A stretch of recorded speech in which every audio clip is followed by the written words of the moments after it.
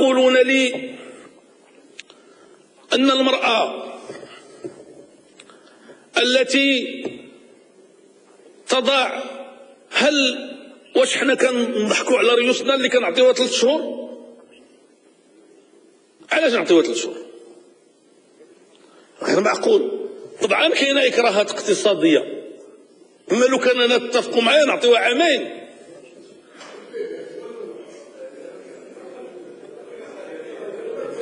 والوالدات يرضعن أولادهن حولين كاملين لمن أراد أن يتم الرضاعة.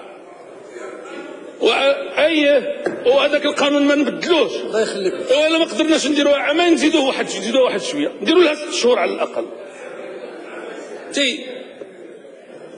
ايوا وغدا يجي عندي شي واحد يقول حيت كاين المساواة نديروا للراجل عام وللمرأة عام، حيت كاين شي بعض الدول هذه ماشي المساواة، هذا الحمق.